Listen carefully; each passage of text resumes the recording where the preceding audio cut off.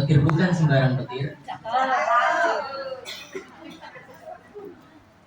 Naik pesawat masuk ke kabin. Terima kasih yang sudah hadir. Mudah-mudahan kita semuanya sehat lahir dan batin.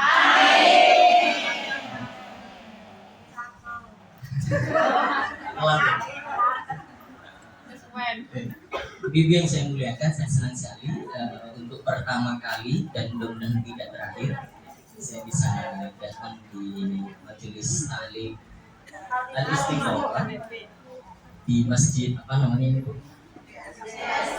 Masjid TST namanya. Masjidnya namanya Masjid Jami Maulun gitu ya.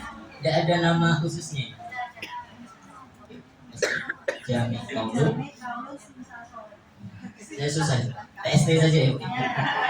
Lidah saya. Perkenalkan ibu-ibu yang saya muliakan, nama saya Wildan Jawahari, aslinya dari Solo, Jawa Tengah. Hanya saya agak susah kalau bilang sim sah. Itu pakai H, sin atau shin. Kalau TS pakai H ya. Tim. Susah. TST begitu saja ya. Mudah-mudahan ibu semuanya sehat-sehat.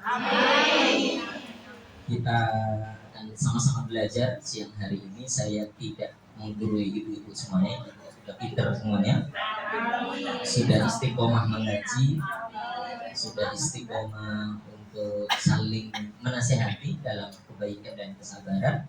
Maka ini min babil murojaah saja kita hari ini sama-sama berkumpul untuk saling belajar satu sama lain. Di awal, ibu-ibu yang saya muliakan, saya ingin mengingatkan kita semuanya untuk tidak berkecil hati ketika kita sudah sampai di sini. Untuk tujuannya biasanya untuk bekerja.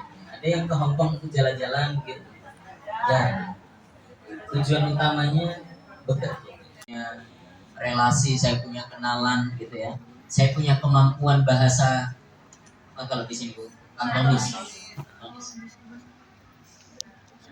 Jadi mengesampingkan Allah Subhanahu wa taala itu yang berbahaya, Kalau kemudian ada orang itu lupa pada Allah.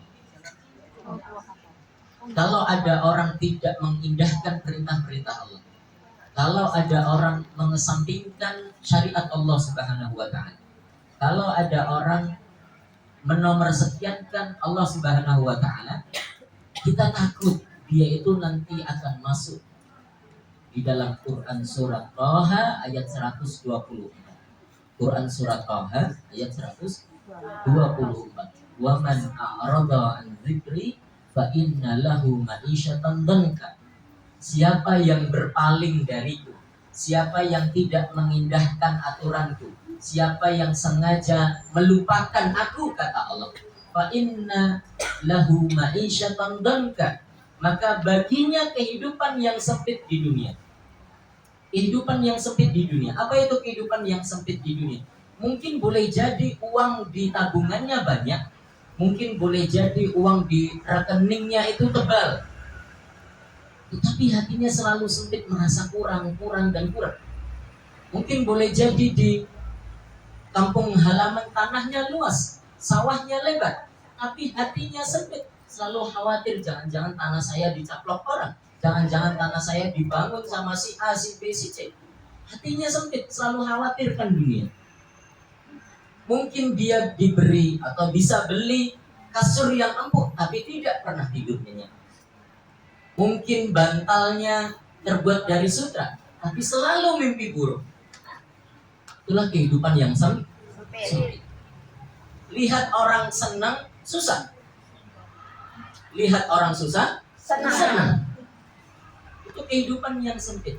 Orang-orang yang melupakan Allah akan diberikan kehidupan dunia yang sempit. Innallahu ma'isyatan dhanka. Selesaikah sampai di situ? Tidak. Wa nahsyuruhu yaumal qiyamati a'ma. Nanti di yaumil akhir dia akan dibangkitkan dalam keadaan buta, tidak bisa melihat.